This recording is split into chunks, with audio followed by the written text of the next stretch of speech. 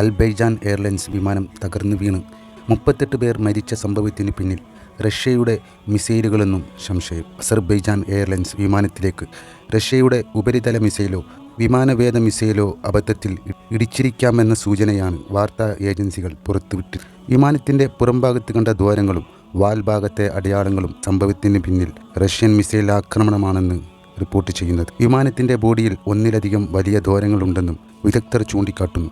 അതേസമയം Azerbaijan airlines വിമാനം Ukraine drone ആക്രമണം ശക്തമായ പ്രദേശത്തേക്കാണ് പോയിരുന്നതെന്നും റിപ്പോർട്ടുകളുണ്ട്. ഇത്തരം മിസൈലുകളുടെ ആക്രമണത്തിൽ തകർന്ന മറ്റ് സിവിലിയൻ സൈനിക വിമാനങ്ങളിലും സമാനമായ ദ്വാരങ്ങളും കണ്ടിരുന്നതായും വിദഗ്ധർ പറയുന്നു. 38 പേർ ഈ അപകടത്തിൽ മരണപ്പെട്ടുവെങ്കിലും 29 പേരാണ് അഗ്നിയിൽ നിന്ന് ജീവിതത്തിലേക്ക് മടങ്ങിവന്നത്. ഇതിലെ മറ്റൊരു അത്ഭുതപ്പെടുത്തുന്ന ഒരു കാര്യമെന്തെന്നാൽ ഈ വിമാനത്തിനകത്തുണ്ടായിരുന്ന ഒരു മനുഷ്യൻ പകർത്തിയ ദൃശ്യങ്ങളാണ്. യാതൊരു ഭയവുമില്ലാതെ തന്നെ താഴേക്ക് പതിച്ചുകൊണ്ടിരിക്കുന്ന വിമാനത്തിനകത്തിരുന്നു കൊണ്ട് അദ്ദേഹമതാ പടച്ച റബ്ബിനെ സ്തുതിച്ചുകൊണ്ടിരിക്കുന്നു. സ്വന്തം ജീവൻ പൊരിയാൻ പോകുന്നു എന്ന് ഉറപ്പുണ്ടായിട്ടും ഇദ്ദേഹത്തിന് ഇത്രയേറെ ശാന്തത എവിടുന്ന് ലഭിച്ചു എന്നത് വളരെയേറെ അത്ഭുതപ്പെടുത്തുന്ന ഒരു കാര്യം തന്നെയാണ്. അദ്ദേഹത്തിൻ്റെ ഹൃദയത്തിലുണ്ടായിരുന്ന അള്ളാഹുവോടുള്ള വിശ്വാസവും തനിക്കെത്തുന്ന ഏതൊരു അപകടത്തിൽ നിന്നും തൻ്റെ രക്ഷിതാവായ നാഥന് തന്നെ രക്ഷിച്ചെടുക്കാൻ കഴിയുമെന്നുള്ള പൂർണ്ണ ഉറപ്പും ഇദ്ദേഹത്തിന് നിറയെ തന്നെ ഉണ്ടായിരുന്നു.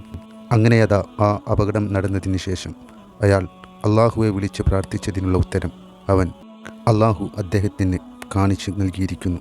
പിന്നീട് തന്നെ മരണത്തിൽ നിന്ന് രക്ഷിച്ച അള്ളാഹുവിനെ സ്തുതിച്ചുകൊണ്ട് അദ്ദേഹം മറ്റൊരു വീഡിയോയും പങ്കുവച്ചു.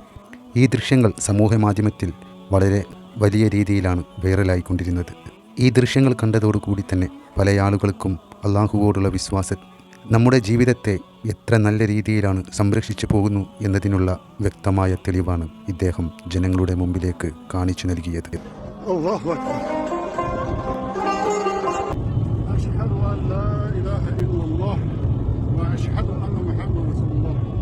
Ekber, Allahu Ekber. Allahu Ekber, Allahu Ekber.